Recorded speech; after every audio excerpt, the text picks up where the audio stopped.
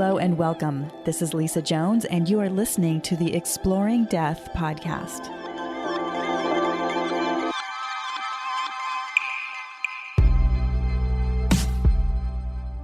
Hello and welcome to the Exploring Death podcast. I'm Lisa Jones, your host, and today I have with me Brant Huddleston. Hello, Brant.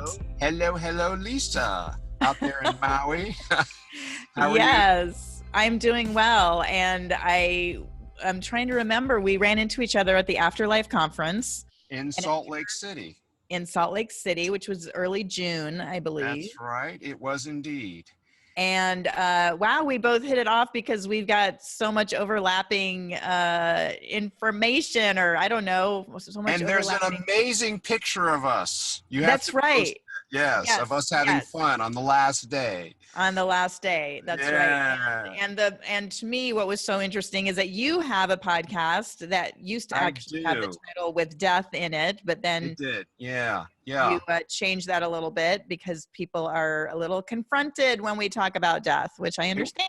It was called Dance to Death Afterlife podcast. And after a couple of years, I think I did 38 shows that were very specific to death, dying, and the afterlife that I'm really proud of. They're great shows. I always had a guest, and every guest brought some new nuance to death, dying, and the afterlife. And I wanted to make it upbeat and fun because I wanted to provoke a dialogue with people about something that it's going to happen to everybody. And why aren't we talking about it? To me, it was just crazy. So I said, well, let's try to make this fun because you can probably already tell I like fun. and well, me too. We're like the poster children for right. Death. So I had all kinds of fun. I had the guy who taught Leonard Nimoy how to speak Vulcan death proverbs. I had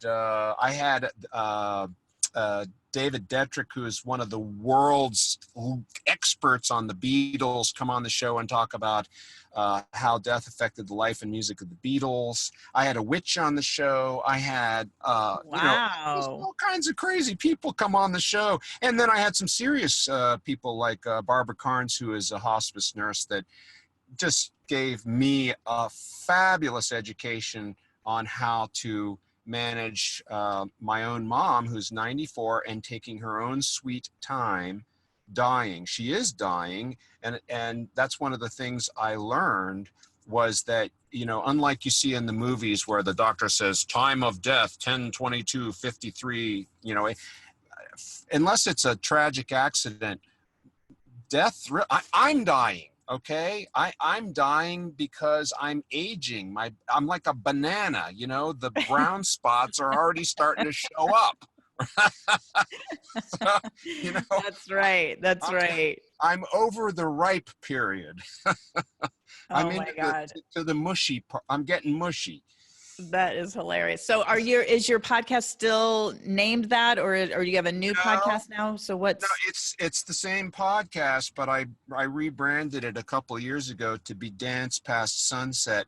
Not because I did not want to talk about death. I still do. In fact, not my last show, but the one prior was with Klaus Boe, who's a fabulous photographer who's gone all over the world. Madagascar, Nepal, down into the voodoo lands of the Caribbean, chronicling death rituals. So, we had a good interview. So I kind of came back to death. I'm not afraid to talk about it. I don't think anybody should be. But because I think in a way it is a framework for how to live. It's not about death, it's about life. And anybody who is taking the time to really kind of sit down with death, invite him in for tea, like I say, all right, come on and sit down, you bitch, we're going to talk this through, have it out, right? Have that discussion with yourself, with your children, with your family, get it out there, because you're not going to dodge that bullet. And it has the effect of enhancing the moment, right? This moment right now, you and me talking, going in, and that's one thing I love about having my mom in my life. She's still alive at 94.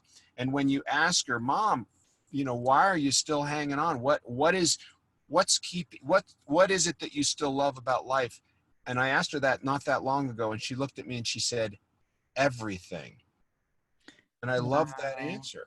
Every bite of ice cream, every strain of Mozart, every time somebody touches her hand or puts ointment in her wrinkles, it's all wonderful. She has, without any of the practice that the rest of us are working so hard at through mindfulness training and so forth, she's finally achieved a state of mindfulness and presence in the moment that we all want. And I just admire it so much. So, having a person who's dying in your life can be a fabulous teacher. Oh, absolutely. I'm a hospice volunteer and sit with imminent patients. And that's really my favorite patient, are the ones that are right at that doorstep of the veil, They become just like translucent beings, and it's wonderful. Absolutely. Right. It's amazing. And I know so many people look at me and they're just almost with terror in their eyes, like, oh my God, like, it's so amazing you can do that. I just could never do that. And I'll be the first person to raise my hand and say, even a year ago, I don't think I could have done this. Well, a year ago, yes, because I did my training a year ago. But 18 months ago, I would not have thought that I would enjoy and embrace so much doing this hospice work. But truly, as you said, it's sitting down and having tea with death and getting comfortable with it. And really embracing it. And yet, as I just did a podcast about finding out one of my son's best friends was killed just walking along a road and on a sidewalk, and a drunk driver hit him. And, when you're confronted in the moment of an actual death, especially like that, which is so tragic, a 22-year-old young man, wow, I was speechless. I didn't know what to do or say, or it's overwhelming when we lose. Well, speechless probably wasn't a bad place to be, and that's kind of another benefit really of kind of sitting with death and having tea with him, as I said, and kind of getting over this irrational fear and denial of death, is that because death is all around us. People are dying all the time, everywhere, sometimes tragically, like this young man. And now you're there. You want to comfort the family, the bereaved, what to say, what to do, and when you've overcome your fear and denial of it, the words of love come more naturally to you. And you don't have those horribly awkward things that people say when they're in denial of death. Right. Well, and I would love to get your take on that, because I'm sorry, but I can't stand it. I mean, all of those things, even the I'm sorry, to me, I'm like, why are you sorry? You didn't have anything to do with this. I don't know. It kind of makes people don't know what to say, I know, right? We have we have not a good, societal way of handling death. And so anyway, I'd love your input on what do you say? I guess there is no pat answer ultimately. Like you said, silence, and then the language of love and support. Well, silence can be sometimes the very best language of love. Jesus said, weep with those who weep. And sometimes you just mourn with them and say nothing, because the sadness,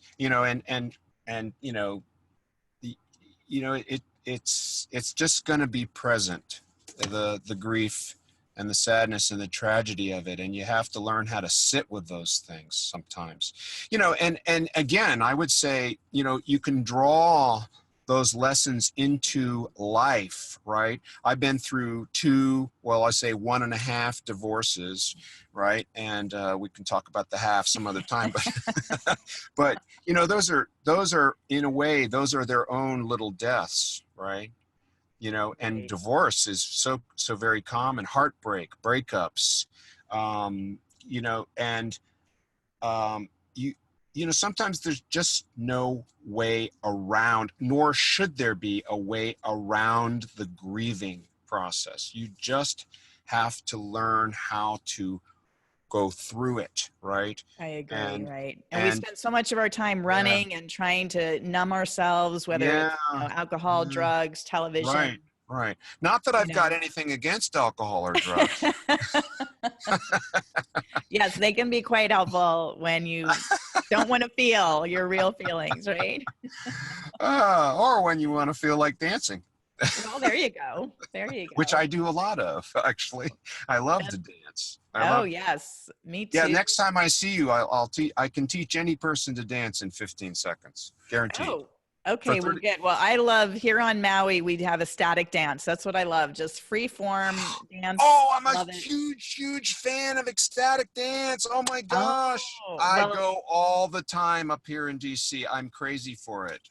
yeah, I didn't even Oh know my that it gosh. existed until I arrived here 2.5 years ago. So it's my favorite thing. It's the one thing I do every single week without, Me without too. fail. Me too. They Yeah. do it on Thursday nights. I'm there. Oh, absolutely. Wow. Yay. Fantastic. Ecstatic dance. Yes. Five Yes. rhythms, the whole 9 yards. Yeah. Right. Yeah. We've got, they do Yeah. workshops and everything here. We were talking yesterday when we were chatting about like dating, right? And this whole like death I thing. know nothing. Nothing. Nothing.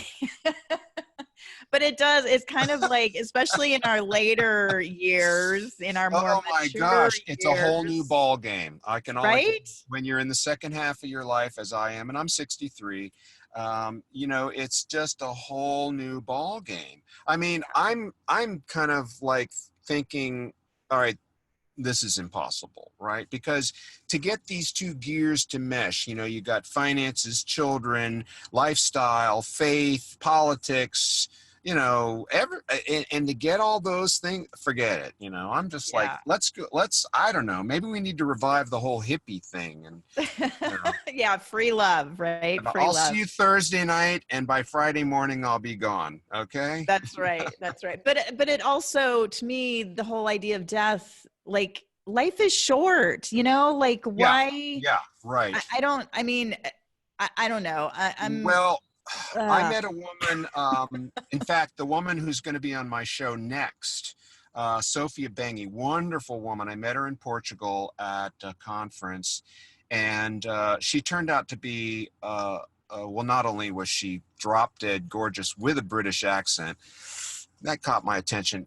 But she's a health and wellness consultant, and one of her expertise is on menopause. Okay, so she'll be next on my show. It'll come out in another week or two, and we had a lively conversation, G-rated, about menopause. Which, to be honest with you, even though I have 3 daughters, all grown, of course, they're all too young to hit menopause, but this is eventually going to affect most women. And I think it behooves both women and men to know a little bit about it. So I got a real education from Sophie. Why was I bringing her up? You were talking something about about dating and dating our and our in our later years, or and death and yeah, well, it's no just wasting time. the whole business of kind of like navigating through those times, that you're later in life and you've got to deal with things like menopause, or in my case, you've got erectile dysfunction, and my hair is, I don't lose my hair, actually, it just moves to other places on my body, if you know what I mean. And, embarrassing dribbles and all kinds of things are happening, right, to our bodies. And it makes dating ever so much more challenging, if you know what I Right. mean. Yeah. Right. And Absolutely. getting those gears to mesh, like I said, is we're so much more complex now. And one of the things that you learn when you spend time with older people is we're actually individuating very radically. We're becoming more and more ourselves. When we're in our 20s, we're still kind of part of a clan, but when we get to be 63, I have a pretty good idea of who I am and what I like, right? And oh, by the way, so does she, right? So then Right. trying to Right. get that to come together is damn hard. Yeah. I'm thinking next to impossible. And yet, I mean, but there's that piece inside of us, right, that wants to be loved and love someone else. It's called the sex drive. Oh, that's what it's called. That's Yeah. what it is. Yeah, that thing that pulls us. Yeah, that's what it's called, Lisa, in case you hadn't. Oh, okay. I didn't realize that was what it was. Now you can, if you can't see me blushing on the video, you can hear my cheeks turn red as Come on, you've got kids. I know you know. That's right. Yeah, I've done it at least twice in my life before. Exactly. Yeah. But I think, but my point being, I'm trying to wrap it back into, this pending idea that death can be around the corner at any moment. I mean, literally, I remember dating. So my first husband died, and then I met my second husband 4 months later, and we were dating. And it was that first time that we were going to have sex. And, he kind of gave me the invitation. And I literally what went through my mind is, okay, if he gave you the invitation. He gave me the invitation. What do you mean? I thought I thought you would give him the invitation, but whatever. Okay. Well, whatever. Okay. It came to that, but it was definitely an invitation, because in my mind, what I thought was, if I don't have sex right now, I might get in my car and drive home and get in a car accident and die and never have had sex again. That's what I was going to say about Sophie Bengi. Okay. I remember now. Okay. And it has to do with what we're talking about. It's germane. And that is, when she and I were talking about how when you get online and, she had said to me, women are superior to men. And I thought about that for a while, and I was like, in a lot of ways, yes, it's true. But I think I'm going to throw this out there, and I'll probably get a lot of hate mail for this, but I'm going to say it. Okay. In some ways, I think men are, when it comes to this particular point, have the edge. And that is, we tend to think of things more short term. So a lot of the online dating profiles that I read, the woman will say, looking for an LTR, which stands for long-term relationship. And I know what they're saying. They're saying, I'm not into hookups. I'm not into one-night stands. I'm not that kind of girl, right? And I get that. I understand that. But on the other hand, when you see a profile that says looking for the LTR and the man who will keep me happy for the next 40 years, I'm like, are you effing out of your mind? I'm 63 years old. My dad died when he was 68. How about 5 years? Or better yet, how about we just have coffee first? There you go. Let's just meet and get to know each other before we start talking about LTRs. So my horizon is very short. And, I dated one woman who, we were trying to have the discussion of whether or not, we would do the wild thing or not. And she was like, well, I don't know what kind of commitment you're promising me. I said, well, look, think of it this way. If I were a young soldier on the front of World War II, and I was given a 3-day pass, and I went back into the French countryside, I found a beautiful French girl. We scare up a bottle of wine, a loaf of bread, some chocolate, and we have 3 days together. What are you going to do in those 3 days? Are you going to make love? Yes or no? My thought is, hell yes, we're going to make love, because there's a war going on. I don't know if I'll ever see you again. I got to go back to the front. I'm probably going to get killed. If I don't get killed, maybe I'll find you again. Maybe I won't. You see what I mean? It's so much more of a short-term horizon. It's like, make the most of the moment. Right. I don't know what's going to happen tomorrow. There's a great verse from the New Testament where this point is brought out, and I can't quote it, but it's something like, you who say you will go to this or that city and dwell there for a year and make money. Why, you don't even know what tomorrow will bring. You're but a mist. You come and you go. And this is actually a very Buddhist idea, right? You see it in the New Testament, the Christian New Testament, but it is really a very Buddhist idea, which is You just have this one moment. And I end every one of my podcasts shows, if you listen to them, which I know your audience is going to rush right out and listen to some of my shows. I say, make the most of every moment because it's the only moment you've got. By the way, she took that line, hook and sinker. And you went and had a fabulous 3 days together, or just that night, I guess, right? No, it was 3 days. Oh, there you go. Good. Well, and I agree. And I think that brings it right back to the point of that all we do have is this moment. And, to think that you're going to have a 40-year long-term commitment with anybody is just, I mean, really, that's a fantasy. I mean, it's really is a rare couple that can get married in their 20s and go 40, 50, 60 years. People are living so much longer now. And to think that they get into their 80s and they're still married after 60 years is really rare. It's noble. I admire it. I wish I could have done it. When I meet people that are still with the wife of their youth, I tell them, I say, fight like hell for that first marriage, because once it's gone, you'll never get it back. You'll never again be able to have that sweet conversation with your beloved. Hey, remember when the kids were little and we went to the beach and blah, blah, blah. I'm meeting women now, and here I am. I've got this complex life. I've been all over the world. I've had all kinds of experiences, and I'm starting with, what, red or white? It's like, oh my God, I can't believe I'm starting with such basic stuff. You have to start all over again. It's enough to make you just become a monk, honestly. Yeah. Oh my God. Well, on that note, I want to pull some cards about this whole thing. I don't even know what the question is, but. Will I become a monk?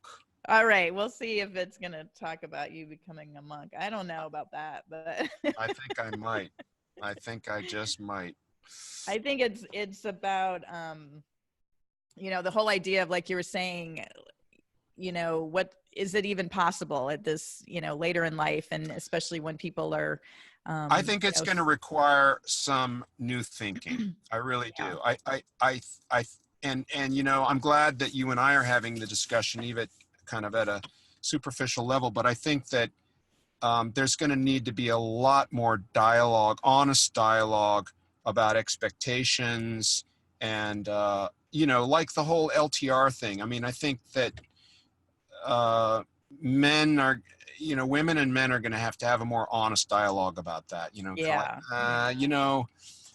I don't know, maybe even really honest dialogues about things like cohabitation and marriage and stuff. I'm in the 52 card pickup mode, because my second marriage is now in the half stage, although it's been probably the most friendly separation and divorce in the history of great friends. I had lunch with her today, as a matter of fact, not but a couple hours ago, and we just giggle and laugh and talk, and it's been wonderful.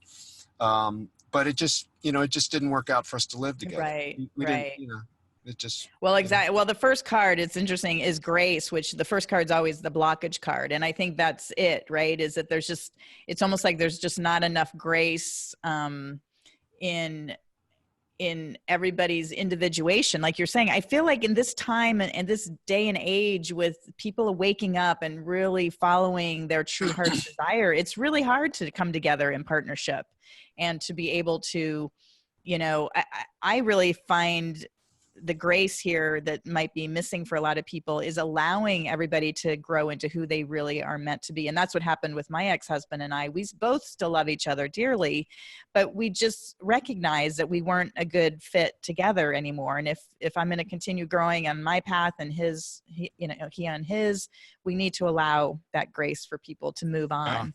Yeah. And then the action card is to believe, to believe in yourself and to believe that, that yes, we are all one, but yet we need to be that's why we came to this planet, was to be an individual and to really embrace that fully while we're here. And then ultimately surrender, and just allow things to unfold, because you never know. I mean, you might find your muse along the way. You might find that that love of your life in the most unexpected place that you can ever imagine. But you need to allow your heart to take you there and not just be stuck in your day in, day out grind, right? And on that subject, yesterday I saw a documentary called Leonard and Marianne, Words of Love. And it's the story of Leonard Cohen, who's a guy, I didn't really follow him back in the day, but he was a 60s era folk singer-songwriter. You probably know his most famous song, which is Hallelujah. Hallelujah, hallelujah. By the way, you can charge extra for that singing there. But he met his muse just randomly when he left his snowy home of Montreal as a young man and went to an island in Greece, and he bumped into Marianne. And for the next, I guess 50 years, she was his muse and lover, and they went in and out of relationships and came back together. And it's a really beautiful story. And in the end, they're both in their 80s and they're still connected. And Wow. And so you see them aging and having all these life experiences, and yet still having this really deep spiritual connection. It's a beautiful story. Wow. Leonard and Marianne, Words of Love. And the letter that he writes her as she's literally on her deathbed it's so short, but so sweet and so to the point. It's magnificent, really. Oh my gosh, my whole body is tingling. I'm going to have to check that out. Well, thank you, Brant. Get your foot out of the AC outlet. That might help. Yeah. Well, thank you so much.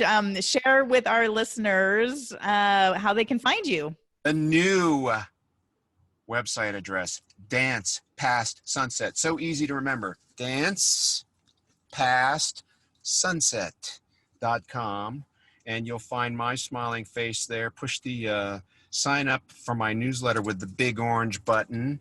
And you will find in my next newsletter actually some chapters from a book I'm writing about my most recent trip to Europe and North Africa, where I channel another great resource for people who are in the second half of their life is a book by James Hollis called Finding Meaning in the Second Half of Life. Highly recommend it, and influenced me a lot on that trip. And so I was just writing like a crazy man, and you'll get some exclusive chapters just for people who sign up. So go to dancepastsunset.com and I will see you there. Awesome. Well, thank you, Brant, so much. It's been such a fun conversation. And always. Livelier than most. Well, I'm still alive. Every day on the green side's a good one. That's right.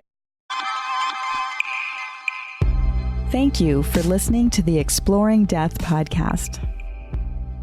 This podcast is for entertainment purposes only. Before you make any financial or legal decisions, consult a professional.